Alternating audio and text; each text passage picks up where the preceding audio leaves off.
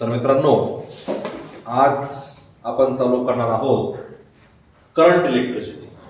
ठीक है, अब ये करंट इलेक्ट्रिसिटी के अंदर बहुत मजा आएगा, बड़ा ही इंटरेस्टिंग चैप्टर है ना। पहले करंट को समझेंगे, कैसा फ्लो होता, क्या फ्लो होता, ओम्स लॉ क्या रहता है ना, रेजिस्टेंस क्या रहता, सर्किट कैसे सॉल्व करने के, फिर एमीटर क्या है, वोल्टमीटर क्या है। अच्छा बड़ा चैप्टर है और मजे का चैप्टर है। नीट ढूंढ दो, जेडब्ल्यू ढूंढ दो, इसके नंबर ऑफ क्वेश्चंस भी अच्छे मिलेंगे, इसको वेटेज भी ज्यादा है। ठीक है, तो करंट इलेक्ट्रिसिटी पढ़ते वक्त क्या है, चीजों को क्या करने का, फील करने का। फील करेंगे तो एक ही हमें मजा आएगा। तो सबसे पहले बेटा हम बात करते हैं करंट की। नेमकं करंट म्हणजे काय, करंटला आपल्या मराठीमध्ये आपण म्हणतो विद्युतधारा। काय म्हणतो, विद्युतधारा, और हम उसको तो करंट बोल रहे हैं इंग्लिश में। आणि जे लोग उर्दू माध्यम से आहे, उर्दू में इसे कहा जाता बर्फी रौ। ठीक है, ओके बेटा। अब ये करंट क्या होता है, तो करंट होता है rate of flow of charge, rate of flow of charge. जब भी कंडक्टर में से चार्ज फ्लो होगे, कंडक्टर है ना, विद्युत वाहक, ऐसे लोग जिसमें से करंट फ्लो होता उसे हम कंडक्टर कहते हैं। जिसमें से करंट फ्लो नहीं होता उसे हम इंसुलेटर कहते हैं। बचपन से हम बात जानते हैं। तो जब कोई कंडक्टर में से चार्ज फ्लो होंगे, चार्ज मतलब इलेक्ट्रॉन फ्लो होंगे, हम कहेंगे कि वहां पर क्या हुआ भाई, करंट फ्लो हुआ। तो rate of flow of charge is called current. तो ये तो उसका डेफिनेशन। यदि हम उसका फॉर्मूला लिखे तो हम लिखते हैं I is equal to Q by T. अगर हमें दिया गया कि 200 कूलम चार्ज फ्लो हुआ 2 सेकंड में, तो वहां का करंट निकालो, तो ये जो फॉर्मूला लिखे हमने, ये एवरेज करंट हुआ। क्या हुआ, ये 200 कूलम चार्ज आने के बाद कितना करंट, तो अपने पास 200 भागीले 2 सेकंड अगर तू बोल रहा है तो तू बोलेगा 100 एम्पियर का करंट फ्लो हुआ।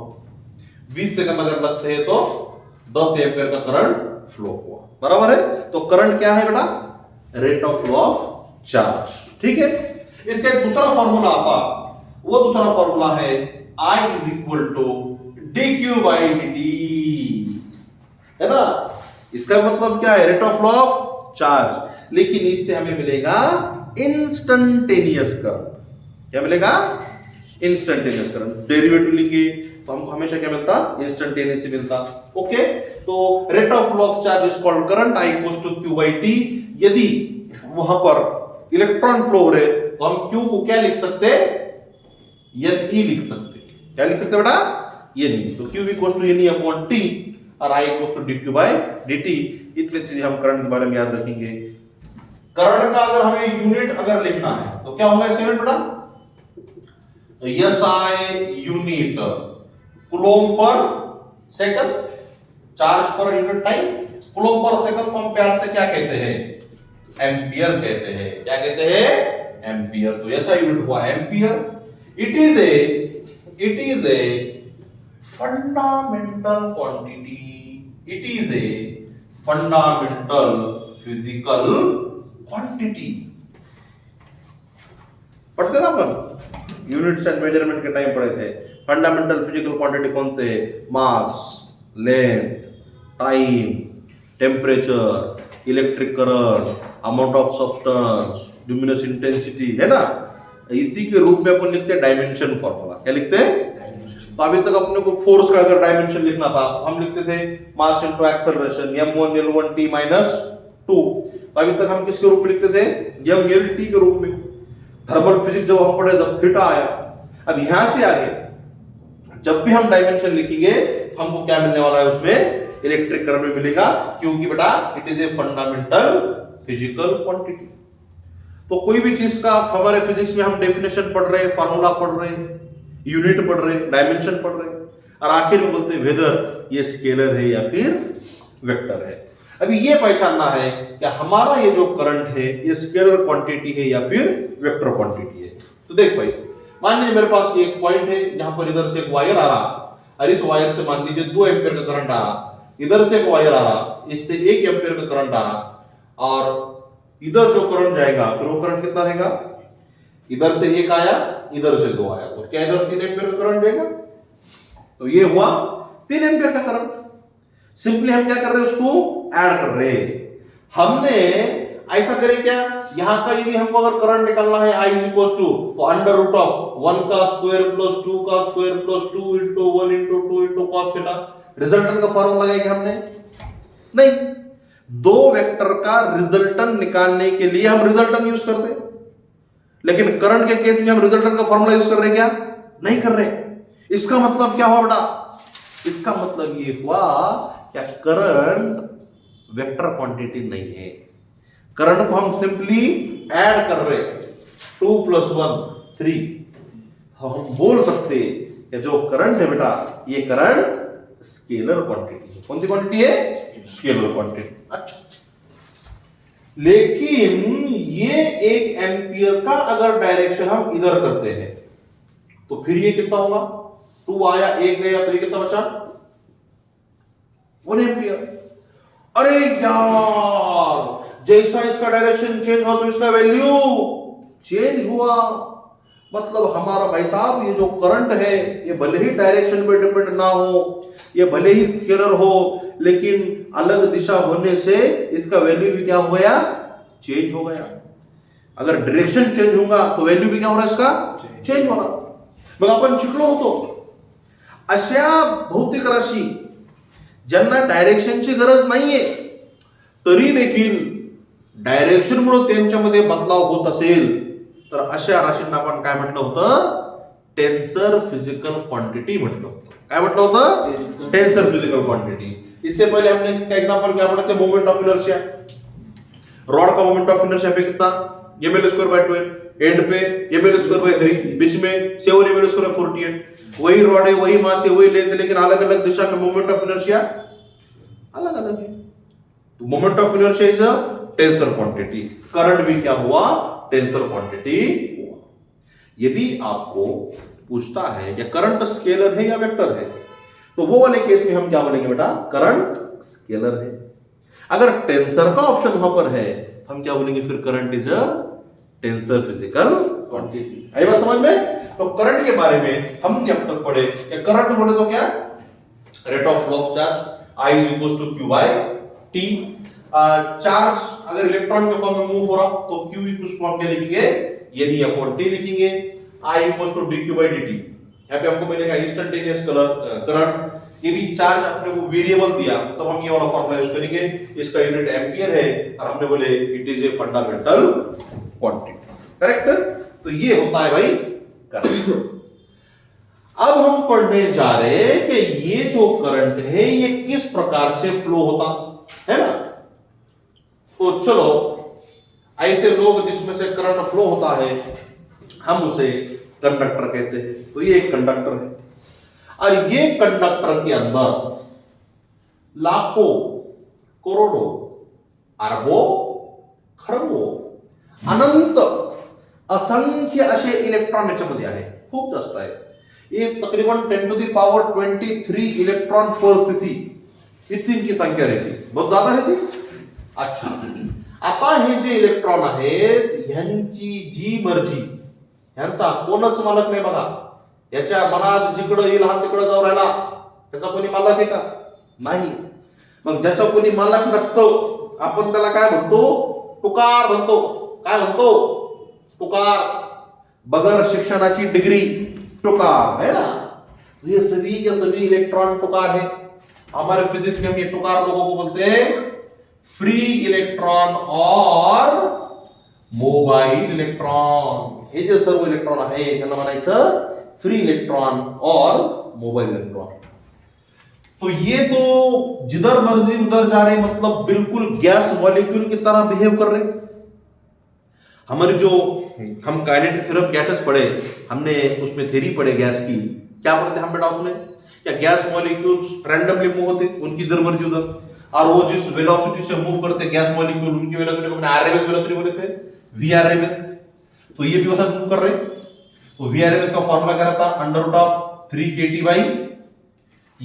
वीआरएमएस के अलग अलग रूप लिखे थे हमने, उसमें से एक फॉर्मूला हमने ये लिए K बोल्ट्जमैन कांस्टेंट है, T एब्सोल्यूट टेम्परेचर, ये बोले तो मास है। अगर ये वैल्यूज हम पुट करेंगे इलेक्ट्रॉन के लिए, mass of electron, temperature, room temperature कितना रहता है 27 डिग्री सेल्सियस, तो केल्विन हो जाएगा 300, बराबर है। ये वैल्यू जब पुट करेंगे तो ये नियर अबाउट आएगा 10⁵ मीटर पर सेकंड। आई बात समझ में? तो ये जो इलेक्ट्रॉन है कंडक्टर के अंदर का, ये इलेक्ट्रॉन किसी भी डायरेक्शन में जा रहा, कितनी स्पीड से? 10⁵ मीटर पर सेकंड। 10⁵ मतलब 1,00,000 मीटर पर सेकंड, मतलब 100 किलोमीटर पर सेकंड। औरंगाबाद से शिरडी कितना डिस्टेंस है? नियर अबाउट 100 किलोमीटर का डिस्टेंस है। एक बोले तो 1 सेकंड होता, एक बोले तो मैंने बोल दिया 1, हमारा इलेक्ट्रॉन कहां गया? शिरडी। 2 पुन्हा वापस आला, 3 पुन्हा गेला, 4 आला का? नाही। आता तो त्याचं जेवण करत बसला आपल्या साईच्या मंदिरात, बरोबर है? 4 वापस आया, तो इलेक्ट्रॉन की स्पीड कितनी है? 100 किलोमीटर पर सेकंड, बहुत ज्यादा है। ठीक है, अभी ये जो इलेक्ट्रॉन है बेटा, उसकी जिधर मर्जी उन्हें उधर जा रहा, कोई एक डायरेक्शन के अंदर फ्लो नहीं हो रहा। हमारा डेफिनेशन है rate of flow of charge, rate of flow of charge, rate of flow of charge is called current. है तो इलेक्ट्रॉन फ्लो ही नहीं हो रहा, चार्ज तो फ्लो ही नहीं हो रहा, तो यहां पर जो करंट रहेगा बेटा, वो करंट कितना रहेगा? तर ते करंट असेल 0। हॅपी करंट फ्लो नाही हो रहा। आता आपण काय केलं, हीच ती बॅटरी आहे, सॉरी हाच तो कंडक्टर आहे, आणि या कंडक्टरला आपण एक बॅटरी लावली। काय लावली? Battery of potential difference V। आता आपण इलेक्ट्रोस्टॅटिक शिकून आलो। ही बॅटरी लावल्यानंतर हा पॉझिटिव्ह टर्मिनल, हा निगेटिव्ह टर्मिनल, तर बेटा या ठिकाणी आतमध्ये राइट डायरेक्शनला अशी इलेक्ट्रिक फील्ड प्रोड्यूस हुई, बरोबर है? जब हम बैटरी लगाएंगे तो ये बैटरी के कारण इस कंडक्टर में क्या बनेगी? इलेक्ट्रिक फील्ड बनेगी, और इलेक्ट्रिक फील्ड का जो डायरेक्शन रहता, ये पॉजिटिव से निगेटिव की ओर रहता। तो इलेक्ट्रिक फील्ड किधर गया? पॉजिटिव से निगेटिव की तरफ। ये इलेक्ट्रिक फील्ड गया ई बार। अभी ये जो हमारा कंडक्टर है मेरे भाई, इस कंडक्टर के अंदर ये जो इलेक्ट्रॉन की संख्या है, ये तो लाखों और करोड़ों में। इस इलेक्ट्रॉन के ऊपर इस इलेक्ट्रिक फील्ड की वजह से एक फोर्स लगेगा। क्या लगेगा? हमने इलेक्ट्रोस्टैटिक्स में पढ़े electric field is equal to force per unit charge. तो फोर्स इक्वल टू क्या होता है बेटा? Charge into electric field, force की वेक्टर क्वांटिटी, तो वो लगता है F bar equal to Q into E bar. आता जो आपला इलेक्ट्रॉन आहे, तो इलेक्ट्रॉन कसा आहे? तो निगेटिव्हली चार्ज इलेक्ट्रॉन आहे। तर आपण जर समजा हा चार्ज मायनस असला तर त्याला म्हणू मायनस QE बार, आणि हा जर प्लस असला तर प्लस QE बार। तो चार्ज अगर प्लस है तो force and electric field are in same direction. तो इस इलेक्ट्रिक फील्ड में अगर हमने पॉजिटिव चार्ज रखेंगे तो पॉजिटिव चार्ज किधर जाएगा? इलेक्ट्रिक फील्ड के साथ में जाएगा, राइट में जाएगा। और अगर हमने निगेटिव चार्ज पुट करे तो फोर्स इलेक्ट्रिक फील्ड के बीच में निगेटिव साइन आएगा। तो निगेटिव साइन शोज दैट दोनों वेक्टर का डायरेक्शन कैसा है? अपोजिट है। तो इलेक्ट्रिक फील्ड अगर राइट में जा रहा तो फोर्स किधर लगेगा? लेफ्ट में लगेगा। तो यहां पे इलेक्ट्रॉन के ऊपर जो फोर्स लग रहा, इलेक्ट्रॉन का चार्ज स्मॉल e, उसे जो इलेक्ट्रिक फील्ड में रखे, वो वाली इलेक्ट्रिक फील्ड क्या है बेटा? वो कैपिटल E है। तर इथलचे जेवढे काही हे इलेक्ट्रॉन आहेत, ये सभी के सभी इलेक्ट्रॉन जो है ऐसा लेफ्ट में मूव हो गए। इत्यादि से हो रहे क्या मूव? नहीं, एक्चुअली वो ऐसा जिगजैग पाथ में आगे जाते हैं। ठीक है, क्योंकि यहाँ पे कुछ पॉजिट्रॉन भी है जो राइट में जाएंगे, कुछ पॉजिटिव पार्टिकल है, वहां पे आयंस बनेंगे, ये इलेक्ट्रॉन जाएगा वो पार्टिकल को जाके टकराएगा। ठीक है, आपस में वो टकराने की वजह से उसका स्पीड रिड्यूस होते जाएगा। तो मैं हम ऐसा बना दिया मैंने जनरल कि सभी के सभी इलेक्ट्रॉन किधर जा रहे हैं? ऐसा लेफ्ट में जा रहे हैं। अच्छा, अब ये जो इलेक्ट्रॉन है ये टुकार है क्या? नहीं, ये इलेक्ट्रॉन टुकार थी। ये किधर भी जा रहे थे, यहाँ पर कोई पर्टिकुलर फ्लो हो रहा था? नहीं हो रहा था.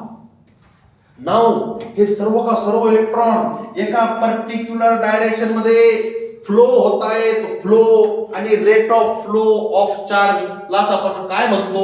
आपण त्याला करंट असं म्हणतो. तर मित्रा, या ठिकाणी करंट फ्लो होतोय, या ठिकाणी करंट फ्लो होतोय आणि या सर्किट मधून आय करंट फ्लो झाला. एक गोष्ट आपण लक्षात ठेवायची, इलेक्ट्रॉनचं डायरेक्शन आणि करंटचं डायरेक्शन हे एकमेकांना कसं असतं, तर ते अपोजिट असतं. तर इलेक्ट्रॉन कुठं चालले? लेफ्टला. करंट कुठं चालला? राईटला. Current is always flow from high potential to low potential. समजलं मग आतापर्यंत? हे जेवढे काही इलेक्ट्रॉन होते हे पर्टिक्युलर डायरेक्शनला फ्लो होत नव्हते, म्हणून करंट नव्हता. इलेक्ट्रिक फील्ड लावली, इलेक्ट्रिक फील्ड लावल्यामुळं हे सर्व इलेक्ट्रॉन कुठं जात आहेत? लेफ्टला जात आहेत, म्हणजे फ्लो होत आहेत. म्हणजे या ठिकाणी करंट पण काय होणार? फ्लो होणार. बरं, आता हे जे इलेक्ट्रॉन आहेत ते ज्या स्पीडनं फ्लो होतात ती स्पीडला आपण म्हणतो ड्रिफ्ट वेलॉसिटी. काय म्हणतो त्या स्पीडला? Drift velocity. आणि ही ड्रिफ्ट वेलॉसिटी असते of the order 10⁻³ metre per second. 10⁻³ metre per second ही खूप कमी झाली. इलेक्ट्रॉन का स्पीड मेरे भाई कितना था? 10⁵ मीटर पर सेकंड था. उससे आगे क्या हो गया? 10⁻³ मीटर पर सेकंड आया. ये इलेक्ट्रॉन तो बेचारा चाह रहा नहीं था इस दिशा में जाना बोल के, बैटरी ने क्या बोली? चल इधर, बराबर ना. उसको मार कर के हम क्या करें? इलेक्ट्रॉन को राइट में लेके जा रहे हैं बैटरी की वजह से. किसकी वजह से? बैटरी उसके साथ ड्रिफ्ट करके लेके जा रही है ना, ड्रिफ्ट वेलोसिटी. तो इसकी अब जो वेलोसिटी इसके पास आई, हम उसको क्या बोलते हैं? ड्रिफ्ट वेलोसिटी आई. तो इतने आसानी से क्या वो? नहीं. तो ये इलेक्ट्रॉन अपने मोशन को क्या करता? अपोज करता. इसको टकरा, उसको टकरा, उसको टकरा, है ना. और वो अपोजिशन को हम क्या बोलते हैं? रेजिस्टेंस बोलते हैं. क्या बोलते हैं उसको? जब इलेक्ट्रॉन क्या कर रहा? जा रहा, तो पॉजिट्रॉन के पार्टिकल को टकरा रहा, इसको टकरा रहा, उसको टकरा रहा, उसका स्पीड रिड्यूस कर रहा, कम कर रहा. मतलब क्या है वहां पे? रेजिस्टेंस है. तो resistance is a property due which opposes flow of electron. Electron को अपोज कर रहा मतलब उसको अपोज कर रहा, करंट को अपोज कर रहा. तो रेजिस्टेंस का डेफिनेशन होता है बेटा क्या? It is the property of a conductor which opposes to flow of current. वो करंट को क्या कर रहा? अपोज कर रहा. ठीक है. तो यहां पर ये जब करंट फ्लो हो रहा, तो ये करंट में और ये ड्रिफ्ट वेलोसिटी में हमने कुछ ना कुछ रिलेशन लिखना चाहिए. और वो रिलेशन है बेटा I = नेवा. वो रिलेशन क्या है? I = नेवा. ये एक फॉर्मूला आपको याद रखना ही पड़ेगा. ये एक फॉर्मूले की मदद से हम बहुत सारे फॉर्मूले बनाने ले बेटा. तो रखेंगे यार I = नेवा. कसं लक्षात ठेवायचं? ती नोवा कंपनी असते आपली, है ना. नोवा कंपनी के हेयर ड्रायर है, ट्रिमर है ना, बहुत सारी चीजें है, साइकिल्स है. तो नोवा कंपनी पीछे तुम क्या रखेंगे? नेवा, नेवा, नेवा. I = नेवा, I = नेवा. ठीक है. आगे I बोले तो करंट डायरेक्ट मालूम. तो बोलेगा सर हे N म्हणजे काय आहे? बराबर. तो ये N बोले तो क्या होता है? Number of electron per unit volume. उसे हम कहते हैं नंबर डेंसिटी. क्या कहते हैं बेटा उसे? हम number density. Number of electron per unit volume उसे हम कहते हैं नंबर डेंसिटी. ये जो स्मॉल ई है, ये स्मॉल ई कहलाता है इलेक्ट्रॉन का चार्ज. ये मतलब इलेक्ट्रॉन है. कितना रहता है इलेक्ट्रॉन का चार्ज? 1.6 × 10⁻⁻19 कूलम. वीडी का मतलब तो हमें मालूम है. वीडी होता है ड्रिफ्ट वेलोसिटी एंड ए होता है एरिया ऑफ क्रॉस सेक्शन. अब area of cross section English medium के लोगों को तो समझ में आता, पण जे आमचे मराठी मीडियमचे मुलं असतात यांना कळत नाही. आपण याला म्हणतो काटछेदी क्षेत्रफळ. हा जो सिलेंडर आहे, समजा हा एक कंडक्टर आहे, तर या कंडक्टरचा हा जो एरिया आहे, या एरियाला आपण काय म्हणतो? तर एरिया ऑफ क्रॉस सेक्शन म्हणतो बेटा. ठीक आहे. यस. तर ही आहे आपली पहिली डेफिनेशन जी आपण शिकलो ती शिकलो करंटची. करंट क्या होता है? Rate of flow of charge होता है. I equals to Q by D, I equals to dQ by dt. फिर हमने बोले करंट कैसा फ्लो होता? तो अगर कोई कंडक्टर है, उसको अगर बैटरी लगी भी नहीं है तो कोई करंट फ्लो नहीं होगा. बैटरी लगने के बाद बैटरी के कारण इलेक्ट्रिक फील्ड बनेगी. इलेक्ट्रिक फील्ड की वजह से सभी इलेक्ट्रॉन मूव होंगे. इलेक्ट्रॉन मूव होंगे तो करंट फ्लो होगा. और वो जो फॉर्मूला है हमने क्या लिखे? I इक्वल्स टू नेवा. ठीक है, बढ़ते आगे दूसरे डेफिनेशन के पास. दूसरा डेफिनेशन है करंट डेंसिटी. करंट डेंसिटी को हम J से रिप्रेजेंट करते हैं. तो करंट डेंसिटी होता है current passing per unit area. बराबर आहे. दिलेल्या एरिया मधनं, एरिया ऑफ क्रॉस सेक्शन मधून किती करंट जातोय याला आपण काय म्हणायचं? करंट डेंसिटी असं म्हणायचं. देख मेरे भाई, ये जो एरिया है ना, एरिया, तो हमें मालूम एरिया क्या है? स्केलर है क्या वेक्टर है? Area is a vector quantity. क्योंकि हमने वेक्टर में पढ़े थे ना, जब हम एरिया ऑफ ट्राइंगल निकालते तो हम क्या यूज करते? 1/2 magnitude of P bar cross Q bar. P bar cross Q bar कर रहे मतलब क्या यूज कर रहे? Vector product. तो जो चीज वेक्टर प्रोडक्ट से आती वो चीज क्या कहलाती? वेक्टर कहलाती. तो area is a vector quantity. तो कोई भी एरिया अगर रहेगा तो मान लीजिए कि ऐसा है, ये एरिया है, तो उसका जो यूनिट वेक्टर रहेगा वो उसके सरफेस को परपेंडिकुलर रहेगा. Area vector is always perpendicular to surface. तो हमने क्या करे बेटा? अभी एक एरिया लिया था, तो मान लीजिए कि इसका एरिया वेक्टर जो है n कैप इधर जा रहा और इसमें से I करंट जा रहा. कितना करंट जा रहा है? तो ये करंट जो है और ये एरिया, तो एरिया का सरफेस करंट को परपेंडिकुलर है, मतलब area vector and current are in same direction. तो यहां पर हम बोलेंगे current density equals to current upon area. दिलेल्या एरिया मधून किती करंट जातो त्याला आपण काय म्हणतो बेटा? Current density. बर, आता समजा आपल्याला एरिया दिलेला आहे असा, म्हणजे ह्याचा जो एरिया वेक्टर आहे तो कुठेतरी असा जातो. बरोबर? यस. और इसमें से बेटा करंट जा रहा ऐसा. तो करंट में और एरिया वेक्टर में कुछ तो भी कितना एंगल बना? थीटा एंगल बना. ये जो एरिया वेक्टर है n क्या, मैं इसको a बार लिख रहा. तो a बार को यदि मैं रिजॉल्व करूंगा यहां पर, तो हम बोलते स्पीकर का वॉल्यूम उसको तेज पसंद है, बेबी को बेस पसंद है और थीटा को कॉस पसंद है. तो जब भी रिजॉल्व करेंगे थीटा के साथ हमेशा कॉस रहेगा, तो ये हो जाएगा a cos थीटा. अच्छा, तो करंट और a cos theta area vector, क्या दोनों में डायरेक्शन सेम हुआ? जी बिल्कुल सेम हुआ. तो अब यहां पे करंट डेंसिटी को हम बोलेंगे करंट अपॉन यहां से जो करंट एरिया रहेगा वो एरिया कितना रहेगा? a cos theta.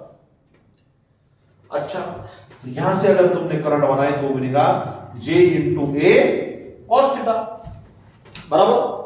अब ये J a cos थीटा क्या ये स्केलर प्रोडक्ट हुआ? यस. और करंट भी क्या है? स्केलरिश है.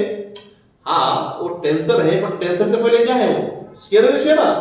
तो हम ऐसा बोलेंगे फिर I bar equals to J bar dot A bar. तो बेटा बात ये समझ में आई कि जो करंट डेंसिटी है, ये करंट डेंसिटी भी क्या है? वेक्टर क्वांटिटी है. Current density is a vector quantity. तो उसका जो फॉर्मूला रहेगा I इक्वल्स टू वो रहेगा J bar dot A bar, या फिर हम उसको लिखेंगे I equals to J A cos theta. तुझे अगर J निकालना है तो बोलेगा I upon A cos theta. और यदि करंट और एरिया वेक्टर दोनों का डायरेक्शन सेम है तो हम सिंपली बोलेंगे J equals to I upon A. तो करंट डेंसिटी का अगर तुमको यूनिट पूछता है तो तुम यूनिट क्या बोलेंगे उसका? यस, I यूनिट क्या होगा बेटा? करंट का यूनिट एम्पियर, एरिया का यूनिट मीटर स्क्वायर. तो ऐसा unit for current density is ampere per metre square. अभी तीसरा डेफिनेशन, पहला डेफिनेशन करंट का हुआ, दूसरा डेफिनेशन बेटा जो हमने पढ़े वो करंट डेंसिटी का पढ़े। अभी हम तीसरा डेफिनेशन पढ़ने जा रहे हैं और वो डेफिनेशन रहेगा मोबिलिटी का। क्या रहेगा? मोबिलिटी का। उससे पहले हम चाहे तो यहां पर करंट डेंसिटी और ड्रिफ्ट वेलोसिटी ये दोनों को आपस में जोड़ेंगे। तो तेरे पास क्या है, देख मुझे बोल, आई इक्वल टू फॉर्मूला क्या है? नेवा। तो ड्रिफ्ट वेलोसिटी क्या होगा? आई अपॉन एन ई ए, सही है ना? I upon N E A. अरे करंट अपॉन एरिया क्या रहता?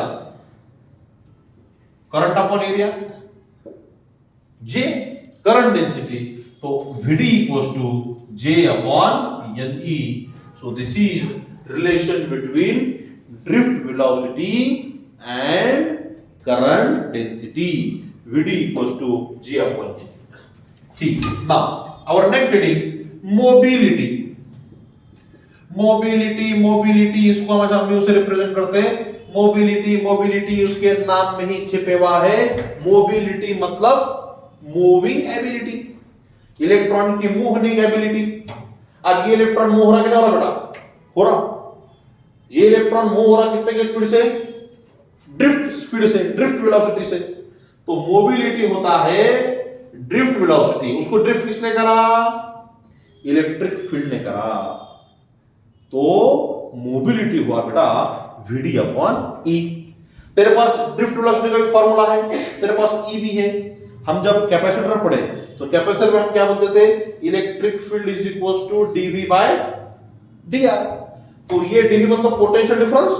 सो पोटेंशियल डिफरेंस और इस कंडक्टर का जो लेंथ है वो लेंथ L है। तो E इक्वल्स टू हुआ बेटा V अपॉन L। अच्छा, तो यहां पर वैल्यूज पुट करो तो देखो क्या होगा। Mu is equals to VD में हम क्या लिखेंगे?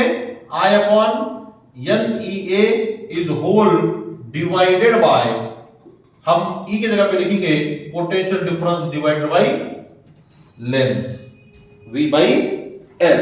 अच्छा, तो म्यू इक्वल टू हो जाएगा I upon N E A, ये नीचे का L का गया ऊपर और ये क्या बचा? V बचा। बराबर है? यस। अभी थोड़ी देर से बाद हम ओहम्स लॉ पढ़ने ही वाले, लेकिन फिर भी हमने 10th स्टैंडर्ड के अंदर ओहम्स लॉ पढ़े हुआ रहता। अरे पढ़े हुआ है कि नहीं है? बराबर ना?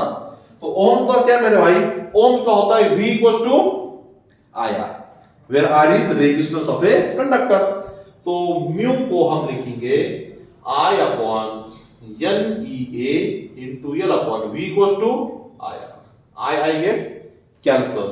सो mu equals to 1 upon N E A into L upon R। R मतलब क्या है? रेजिस्टेंस है। रेजिस्टेंस का एक फॉर्मूला हमको जो मालूम 10वीं में भी था, हम यहां से आगे पढ़ेंगे भी। अभी तो फिलहाल में याद रखो R इक्वल्स टू फॉर्मूला है रो L अपॉन ए। रेजिस्टेंस का फॉर्मूला क्या था? रो L अपॉन ए। ये R लेंगे, R की जगह पे पुट करेंगे तो म्यू इक्वल्स टू हो जाएगा 1 upon N E A into L bye R की जगह पे हम लिखेंगे रो L अपॉन ए। ए कैंसल, L कैंसल। तर मित्रा इथं काय उरलं?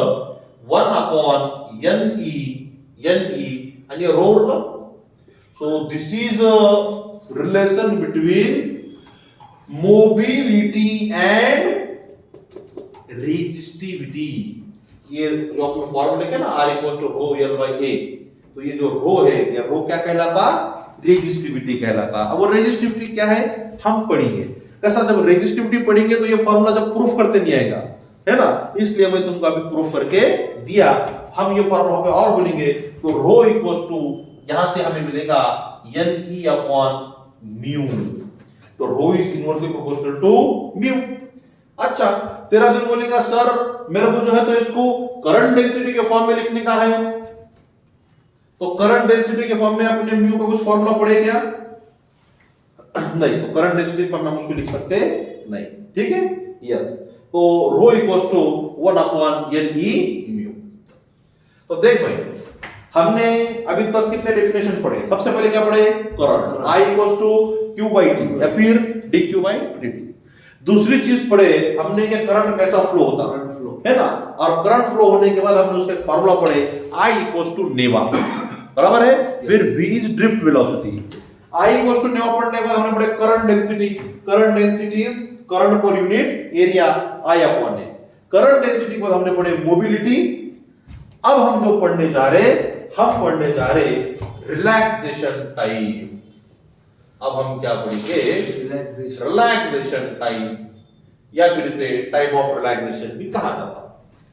तो it is A average time, ये क्या है, एवरेज टाइम है, जिसमें हम क्या कर रहे हैं, हम कि ये जो हमारा कंडक्टर था इसमें जो पहले से टुकार इलेक्ट्रॉन थे, है ना, तो ये टुकार इलेक्ट्रॉन को बैटरी की मदद से तुमने क्या बना दिए, ऐसा शरीफ बना दिए, बराबर है। तो पहले से लेफ्ट में जा रहा था क्या, नहीं, तो अभी इसकी जो फाइनल वेलोसिटी है वो कौन सी वेलोसिटी है, ड्रिफ्ट वेलोसिटी। इस दिशा में उसका जो इनिशियल वेलोसिटी था वो इनिशियल वेलोसिटी को हम क्या बोलेंगे, जीरो बोलेंगे, भाई कोई फ्लो नहीं हो रहा, तो इनिशियल वेलोसिटी क्या थी, उसकी एवरेज वेलोसिटी जीरो थी। लेकिन जब तुमने उसके ऊपर फोर्स लगाया, एक इलेक्ट्रिक फील्ड दिए, इलेक्ट्रिक फील्ड के कारण एक फोर्स लगा, तो उसके पास जो फाइनल वेलोसिटी आई वो कितनी आई, वीडी आई।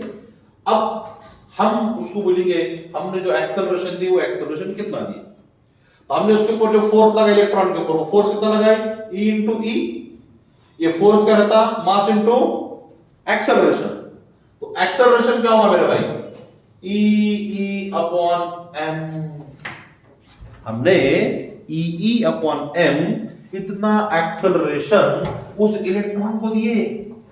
तो देखो फिर अपना using equation v equals to u plus at, final velocity drift velocity है, इनिशियल वेलोसिटी नहीं है, एक्सेलरेशन हमने दिए E बाई m, यानी यहां पर जो टाइम लग रहा उसको हम क्या बोल रहे, रिलैक्सेशन टाइम। तर आपले एकदम सोप्या सोप्या भाषेत रिलॅक्सेशन टाइम की डेफिनेशन जर आपल्याला म्हणायची असेल तर रिलॅक्सेशन टाइम की डेफिनेशन होईल का या टुकार इलेक्ट्रॉनला साभा सरळ करण्यासाठी, या टुकार इलेक्ट्रॉनला साभा सरळ करण्यासाठी जे वेळ लागलं, मला वेळ लाव ते मला वेळ का, ते वेळ आहे रितेश देशमुख, है ना। तर टुकार इलेक्ट्रॉनना साधा सरळ इलेक्ट्रॉन होण्यासाठी जे टाइम लागलं त्याला काय म्हणायचं, रिलैक्सेशन टाइम। आई बात समझ में, ठीक है। तो मेरे भाई हम रिलैक्सेशन टाइम का फॉर्मूला जब लिखेंगे तो वो हो जाएगा VDM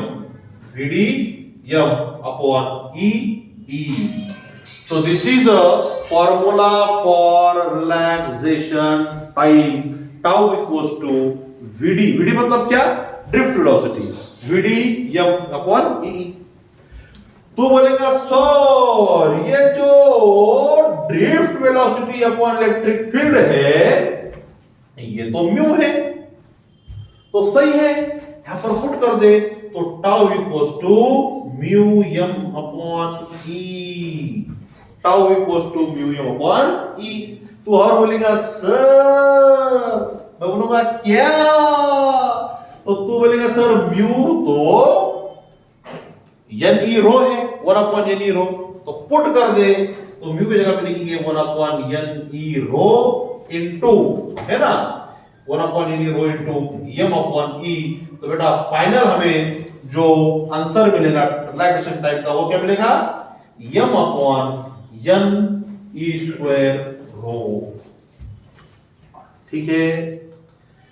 इतने सारे फॉर्मूले में से अगर हम 2021 का पेपर अगर देखेंगे तो अपने को कॉलम दिया था, एक कॉलम में दिया ड्रिफ्ट वेलोसिटी, मोबिलिटी, अरे जरूर उनके फॉर्मूले दिया, 4 फॉर्मूले, तुम क्वेश्चन पेपर निकाल के देखो तो हमारा एक क्वेश्चन फिक्स हुआ कि नहीं हुआ, बराबर है। ये फॉर्मूले याद करने से याद नहीं होंगे, और मैं क्या बोल रहा हूं, इसको याद करने के नहीं, इसको 2-4 बार क्या करने का, प्रैक्टिस करने का। ये फॉर्मूले बनाने के, फॉर्मूले जब हम बनाएंगे तो हमको पूरे फॉर्मूले ऑटोमेटिक याद हो जाएंगे। अपने फिजिक्स में फॉर्मूले की कमी है क्या, बहुत फॉर्मूले हैं, लेकिन कभी पूरे फॉर्मूले याद रखने के, कितने से याद रखेंगे, हम बायोलॉजी थोड़ी ना है, हमने उनका याद रखने का तरीका, हम एक आधे सेकंड के अंदर, 1-2 सेकंड के अंदर फॉर्मूला बना सकते हैं यदि हमको तरीका मालूम है तो हमने एक ही चीज याद रखना है, वो चीज है I इक्वल्स टू नेवा। क्या रखना है, आई इक्वल टू नेवा से तुमने करंट डेंसिटी जे बनाई, करंट डेंसिटी क्या था, current upon area I upon A. तीसरा डेफिनेशन क्या है, मोबिलिटी, मोबिलिटी क्या है, drift velocity upon electric field. अब ड्रिफ्ट वेलोसिटी का फार्मूला कहां से आया, अपने नेवा से ले ली, और इलेक्ट्रिक फील्ड का था पोटेंशियल डिफरेंस अपॉन लेंथ रहता, हमने वही फार्मूला पढ़ा, ठीक है। तो मेरे भाई हम जब क्वेश्चन सॉल्व करेंगे तो क्वेश्चन में हमको एक चीज मैं बता रहा जो मिसिंग हो गई, जब हम आई इक्वल्स टू नेवा बोलते, आई इक्वल्स टू नेवा, तो ये हमारा कंडक्टर है, उसका लेंथ यल है, ये उसका एरिया ऑफ क्रॉस सेक्शन है। तो I इक्वल्स टू ये जो number of electron per unit volume है Vd इंटू A। अगर हमको क्वेश्चन में ये वाला वैल्यू देवा है तो हम ये वाला फॉर्मूला यूज करेंगे, नंबर डेंसिटी यूनिट में देखने का, यूनिट क्या दिया उसका, इलेक्ट्रॉन पर मीटर क्यूब पर सीसी अगर देवा है हम इसके साथ जाएंगे। अगर हमको इलेक्ट्रॉन पर मीटर दिया, क्या दिया, इलेक्ट्रॉन पर मीटर, तो हम बोलेंगे नंबर ऑफ इलेक्ट्रॉन, वॉल्यूम को हम क्या लिख सकते हैं, area of cross section into length into E VdA, यहां का एरिया यहां का एरिया कैंसिल, तो करंट का फार्मूला बनेगा number of electron per unit length into E into Vd। तो हमको क्वेश्चन में क्या दिया उसके हिसाब से हम जो है करंट के ये दो फार्मूले यूज करेंगे। उम्मीद है आपको ये बातें समझ में आई होगी। अब हम जो है बेटा थोड़ा सा आगे जाएंगे और आगे जाके अब हम जो है बात करेंगे रेजिस्टेंस की। किस बात करेंगे, रेजिस्टेंस की, कि रेजिस्टेंस क्या होता है, ठीक है। तो देखो अब रेजिस्टेंस क्या है, हमने अभी पढ़ेगा जब करंट फ्लो होता है तो ये इलेक्ट्रॉन जब ऐसा लेफ्ट में मूव होंगे तो तमाम के तमाम इलेक्ट्रॉन क्या करते हैं, आपस में एक दूसरे को टकराते, अब कुछ पॉजिटिव आयन भी बनते उनके साथ भी टकराते, पार्टिकल के साथ कोलिजन होता, यानी कि वो अपने मोशन को क्या कर रहे, अडथळा कर रहे। तर इलेक्ट्रॉनमुळं त्यांच्या एकमेकांना घर्षणामुळं, कोलिजनमुळं ते आपल्या मोशनला एक अडथळा निर्माण करत आहेत, आणि हाच अडथळा म्हणजे काय झाला, रेजिस्टेंस झाला। हर कंडक्टर के पास इलेक्ट्रॉन है, उसके वो टकराने वाले हैं, तो हर कंडक्टर के पास भी क्या रहने वाला है, रेजिस्टेंस रहने वाला है। तो resistance is a property of material due to which conductor opposes to, किसे अपोज कर रहा, flow of electron, flow of electron म्हणजे फ्लो ऑफ करंट। तो रेजिस्टेंस का धर्म यह है कि वो करंट को क्या करेगा, अपोज करने का काम करेगा। तो कोई भी कंडक्टर को जो है उसके पास रेजिस्टेंस जो रहता R, हम उसका ऐसा रिप्रेजेंट करते हैं। अब कंडक्टर पूरा बनाया था अपना ऐसा लिख देने का R, तो ये जो है ना वेव फॉर्म में बना है नीचे ऊपर, तो ये क्या है, सिंबल है रेजिस्टेंस का। रेजिस्टेंस का ऐसा यूनिट होता है, रेजिस्टेंस का ऐसा यूनिट होता है ओहम, और ये ओहम हम जो है तो ऐसा बनाते रेजिस्टेंस। तो रेजिस्टेंस का काम क्या है, अपोज करना, इलेक्ट्रॉन के मोशन को अपोज करना, तो जाहिर सी बात है करंट भी क्या होगा, अपोज हो जाएगा, ठीक है। रेजिस्टेंस, एक बात याद रखो, रेजिस्टेंस करंट को कम नहीं करता, वो करंट को क्या करता, अपोज करने का काम करता। अगर यहां से 2 एम्पियर का करंट जा रहा तो इधर से भी कितना निकलेगा, 2 एम्पियर ही निकलेगा। ऐसा नहीं हो रहा कि 2 एम्पियर का था नहीं 1 एम्पियर निकला, बराबर है। तो वो करंट को क्या करता, रिड्यूस करता क्या, नहीं, वो खाली करंट के मोशन को अपोज करने का अडथळा। समजा एक दांड आहे, दांडामधून पाणी चाललं, बरोबर आहे, और पाणी चालता चालता आपण काय केलं, त्याच्यामध्ये दगड ठेवलाय, पण दगड ठेवल्यानंतर काय होईल, पाणी थांबणार आहे का, आजूबाजूला जाईल। एवढं सगळं त्या पाण्याला काय झालं, अडथळा निर्माण झाला। तसा रेजिस्टन्स काय करतो, करंटला अडथळा निर्माण करण्याचं काम करतो, तो रोकतो का, नहीं। तो मेरे भाई इस प्रकार से यहाँ पर करंट फ्लो हो जाएगा। तो रेजिस्टेंस हमको समझ में आया। फिर आते हैं अपने ओहम्स लॉ पे। ओहम्स लॉ क्या बोलता कि जब इस कंडक्टर को हमने बैटरी लगाए तो बैटरी का पोटेंशियल डिफरेंस कितना V है, तो इसमें से कितना करंट आ रहा, आई करंट ऐसा फ्लो हो रहा।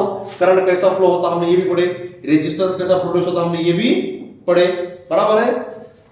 तो ओहम ने बोला कि भाई ये जो पोटेंशियल डिफरेंस है ये डिपेंड करता करंट के ऊपर। पहले तो उसका ऐसा बोला उसने कि करंट डिपेंड कर रहा पोटेंशियल डिफरेंस के ऊपर, तो V is proportional to I, तो V इक्वल्स टू हम कहते हैं IR, V equal to IR, V equal to IR। बच्चा पहचानता है ओहम्स लॉ को, सबको याद रहता, V इक्वल्स टू IR।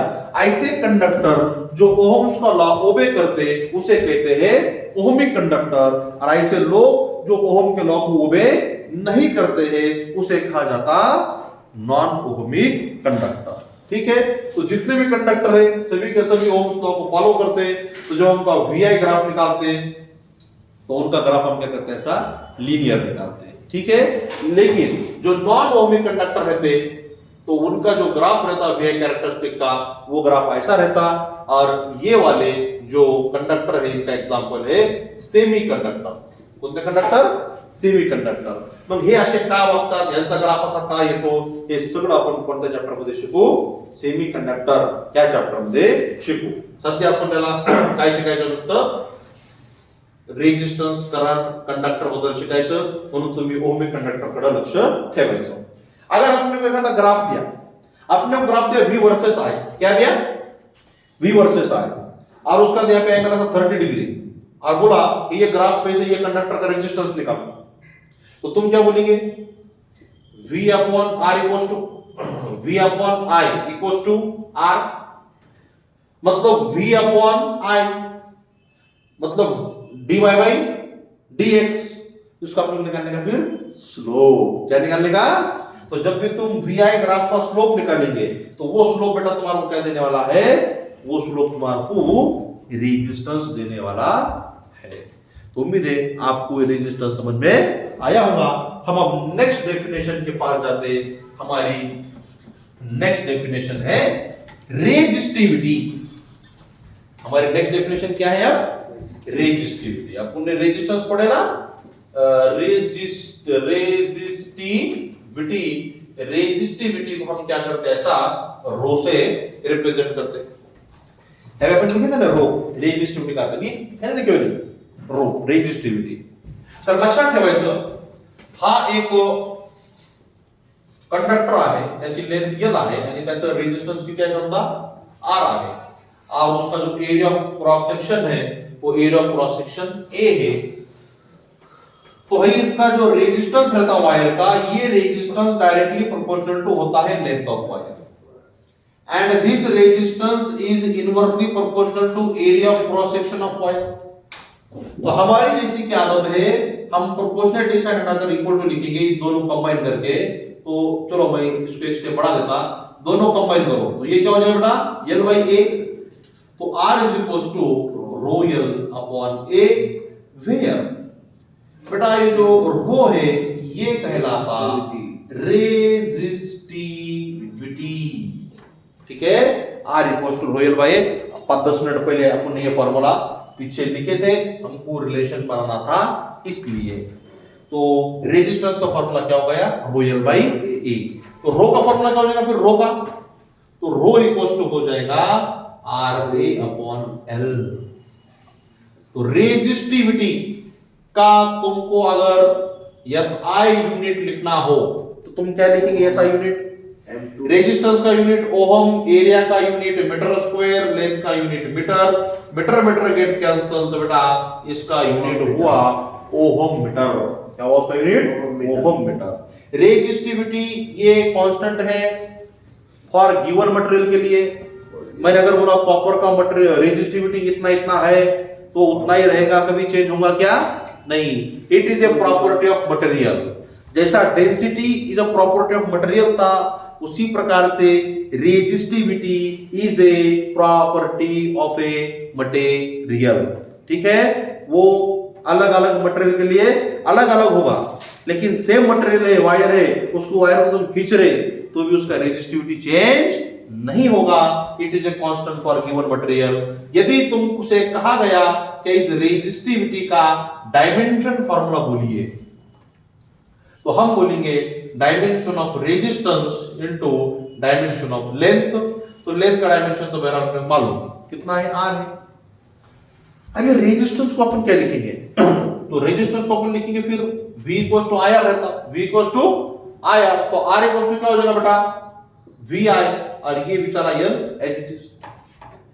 अब ये I अपनी फंडामेंटल फिजिकल क्वांटिटी है। अब ये V क्या रहता, हमको मालूम क्या V क्या रहता, तो इलेक्ट्रोस्टैटिक्स में हमने पढ़े थे पोटेंशियल, पोटेंशियल क्या होता है, अमाउंट ऑफ फोर्टन in bringing the unit charge, तो वो होता है V equals to W by Q। क्या होता है मेरा भाई, V equals to W by Q। तो W के डायमेंशन क्या रहते हैं एनर्जी के, m1 L2 T-2, Q मतलब I1 T1, I equals to क्या रहता, Q बाय T, तो Q इक्वल्स टू क्या होगा यहां से IT, तो Q का डायमेंशन हो जाएगा I1 T1। जब हम यहां पर पुट करेंगे V के डायमेंशन, तो V का डायमेंशन आया m1 L2, ये वन ऊपर जाएगा तो T-3, I1 ऊपर जाएगा तो I-1, दिस इज, ये होगा V का डिवाइड बाय, ये नीचे क्या बचा I1, और ये हमारा यहाँ पे क्या है L1। तो फाइनली डायमेंशन फॉर्मूला मिलेगा m1 L2 और O1 L3 T-3 I-2। So this is dimension formula for resistance। हम जो है बेटा I को I भी लिख सकते और I के जगह पे हम R भी लिख सकते, कोई दिक्कत कोई परेशानी उसमें नहीं होगी, ठीक है। अब हम रेजिस्टिविटी के मदद से एक नोट यहां पर लिखना चाहेंगे, इसके ऊपर क्वेश्चन हमको जो है एग्जाम के अंदर पूछेगा, नीट में पूछेगा भाई। नोट क्या है देखो, मैं हेडिंग लिखता हूं उसका, resistance of wire under stretching condition, under stretching condition. एक वायर है और वायर को हम क्या कर रहे हैं, ऐसा स्ट्रेच कर रहे हैं, खींच रहे हैं, तो उसके साथ क्या मामला होगा हमको वो देखना है, उसका एक क्वेश्चन में हम सॉल्व करेंगे। तो भाई मान लीजिए वायर है जिसका लेंथ ये है, area of cross section A है और इसका रेजिस्टेंस R है, तो इनिशियल में इसको 1 1 1 हम नाम देते। एक जन आया और इसकी लेंथ बढ़ाया, इसका लेंथ L2 हो गया, रेजिस्टेंस R2 हो जाएगा और एरिया उसका क्या हो जाएगा A2 हो जाएगा। तो हमको फाइनल रेजिस्टेंस और इनिशियल रेजिस्टेंस में का क्या निकालना है, रिलेशन निकालना है। तो मुझे बोलो रेजिस्टेंस का फॉर्मूला क्या रहता, R is equal to rho L by A, और रो का फॉर्मूला हमने क्या बोले थे, RA बाय L। तो ये वायर और ये वायर एक ही है या अलग अलग है, एक ही है। यही वायर को आपने क्या करे, स्ट्रेच करे, खींचे, खींचने के कारण रेजिस्टेंस चेंज होगा, लेंथ चेंज होगी, area of cross section change होगा, लेकिन उसका रेजिस्टिविटी चेंज नहीं होगा, because resistivity is a property of material, ये चेंज नहीं होता। तो हम बोलेंगे पहिला रेजिस्टिविटी इक्वल्स टू दुसरा रेजिस्टिविटी, तर मित्रा या ठिकाणी आपण असं लिहू R1 A1 upon L1 is equals to R2 A2 upon L2। तर आपल्याला R2 काढायचा आहे, तर R2 upon R1 equal to आपल्याकडे फॉर्म्युला येईल A1 upon A2 into L2 upon L1, त्याला असं काहीतरी इक्वेशन नंबर 1 नाव द्या, ठीक आहे।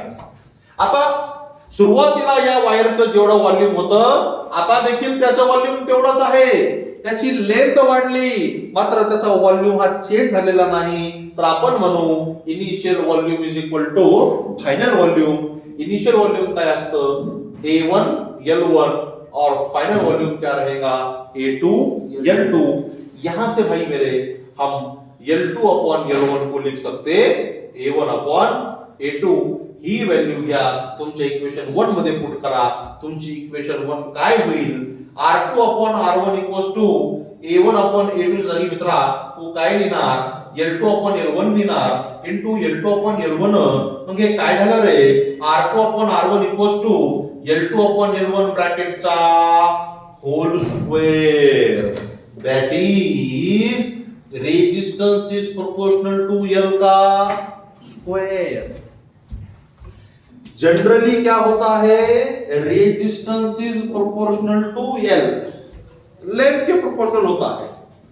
लेकिन जब हम वायर को खींचेंगे, स्ट्रेच करेंगे, तो मेरे भाई क्या होगा, resistance is proportional to L का स्क्वायर।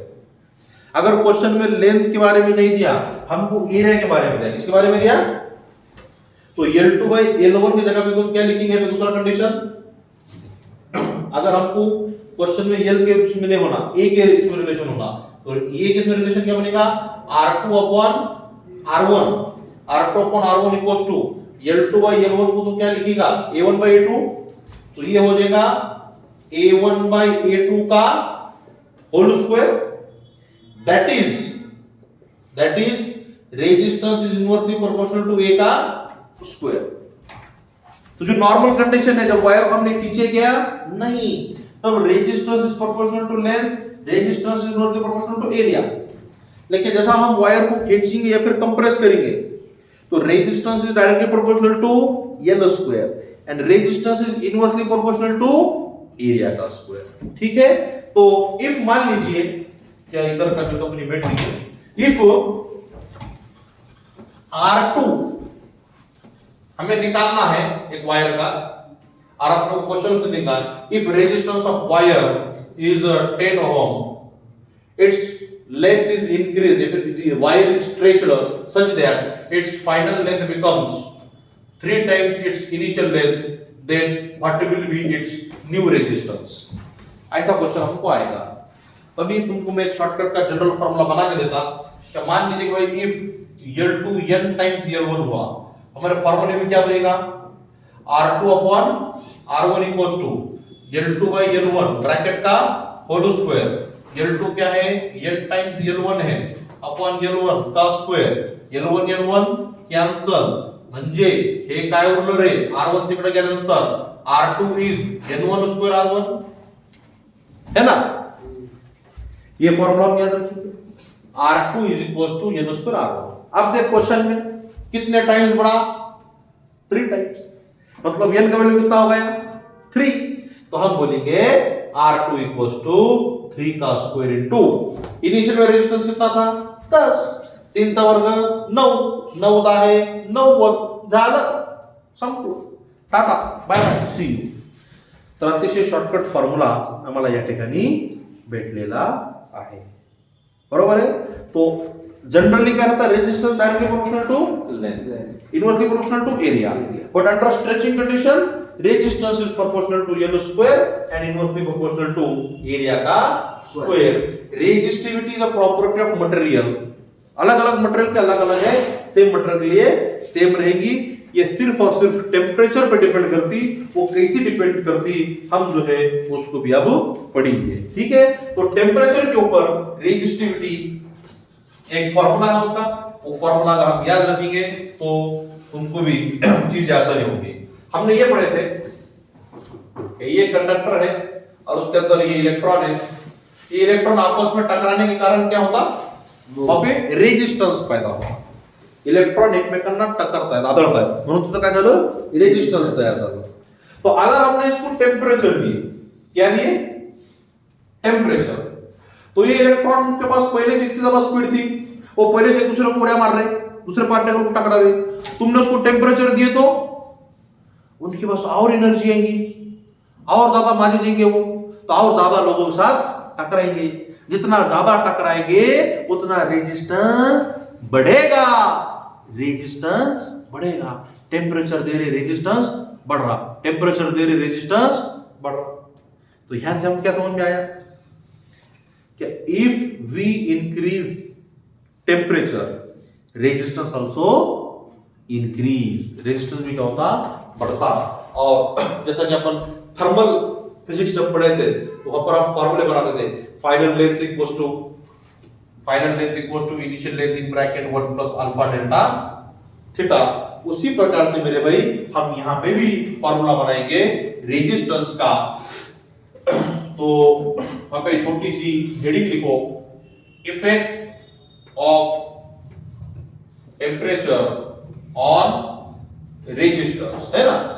तो final resistance equals to initial resistance in bracket 1 plus alpha delta theta. Final resistance equals to initial resistance in bracket 1 plus alpha delta theta, where r theta final resistance, r naught initial resistance, alpha temperature coefficient for resistance, and delta theta change in temperature. Delta theta का unit degree Celsius भी रहा तो कोई दिक्कत नहीं, degree kelvin में रहा तो कोई दिक्कत नहीं है। और रेजिस्टिविटी हम इसी से मिलेंगे, final resistivity equals to initial resistivity in bracket 1 plus alpha delta theta. हम इसके ऊपर प्रॉब्लम सॉल्व करेंगे। इसके ऊपर के प्रॉब्लम बच्चों को नहीं जमते, हम जब सॉल्व करके देंगे तो तुमको और भी मजा उसके अंदर आएगा। तो रेजिस्टेंस हो, रेजिस्टिविटी हो, किसके कारण चेंज हो रहे? टेम्परेचर के कारण चेंज हो रहे। एक छोटी सी डेफिनेशन और इसे याद रखने की, रेसिप्रोकल, उल्टा reciprocal of resistivity is called conductivity. तो जिसका रेजिस्टिविटी ज्यादा तो उसका कंडक्टिविटी कम, और जिसका रेजिस्टिविटी कम उसका कंडक्टिविटी।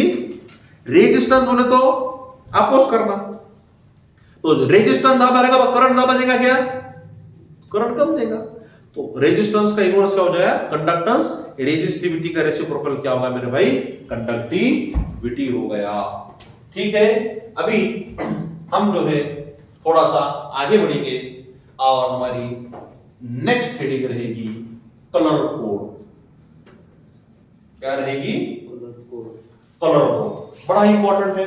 प्रीवियस ईयर के क्वेश्चन तुम अगर उठा के देखेंगे तो हमें कलर कोड के ऊपर जो है तो क्वेश्चन वहां पर देखेगा। अब ये जो कलर कोड है, ये कलर कोड कैसे रहते, इसके ऊपर कैसा क्वेश्चन पूछता, इस बारे में भी हम चर्चा करेंगे। तो ये पूरे कलर एक स्टेटमेंट में बोल रहा हूं, स्टेटमेंट से हमको याद रखना है।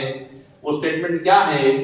B Roy lives in Great Britain with very good wife wearing gold silver necklace। क्या लिखा हमने स्टेटमेंट?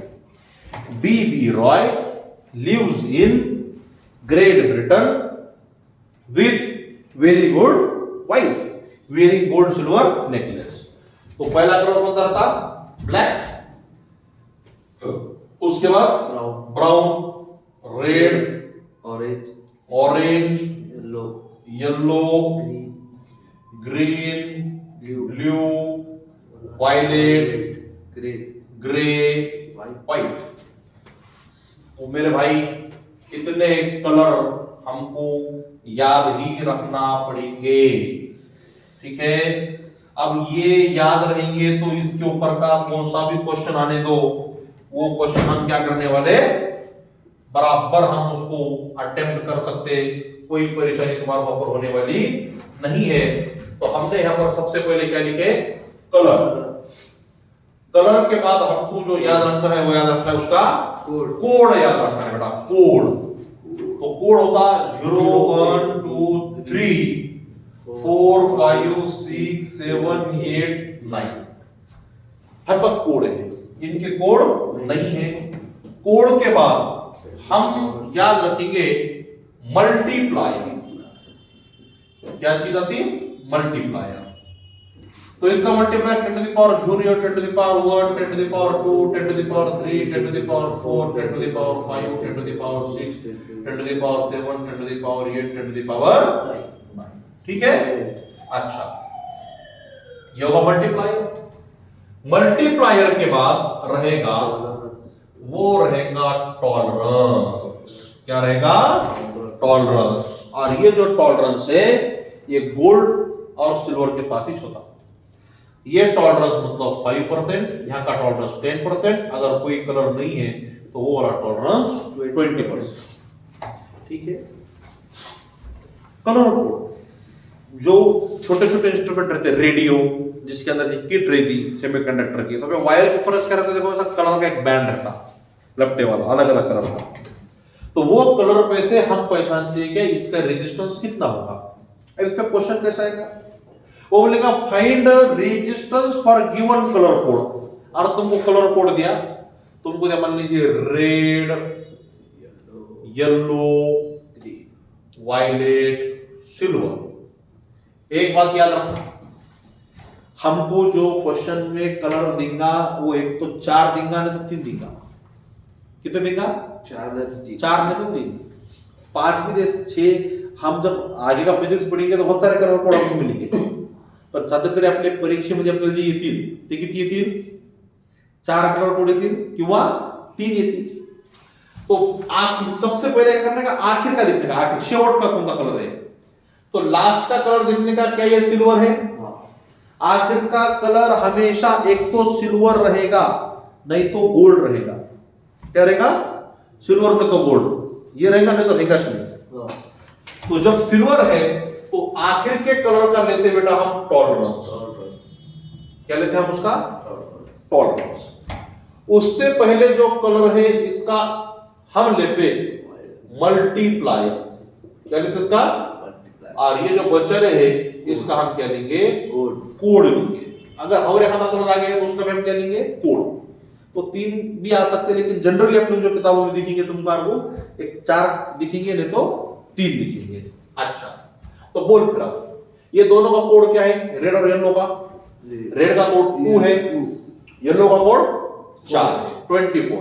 वायलेट का मल्टीप्लायर, वायलेट का मल्टीप्लायर कितना है? 10 to the power 7 plus minus. Silver का टॉलरेंस कितना है?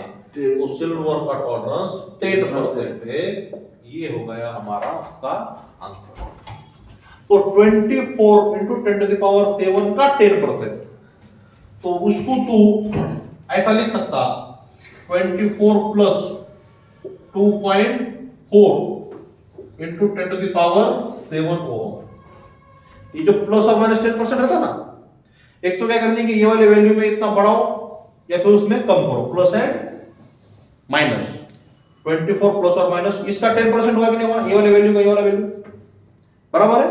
तो एक तो ऑप्शन ऐसा रहेगा, नहीं तो ऑप्शन ऐसा रहेगा। दोनों ऑप्शन पे क्या करने के? चेक करने के। ठीक है। तो कलर कोड पे 2 प्रकार का क्वेश्चन पूछता। पहला प्रकार जो मैंने तुमको ये बताया कि भाई ये गिवन कलर कोड है, ये कलर कोड का क्या करो? रेजिस्टेंस फाइंड करो। दूसरा ऐसा रहता कि हमको रेजिस्टेंस देता और बोलता इस रेजिस्टेंस में से कलर कोड फाइंड करो।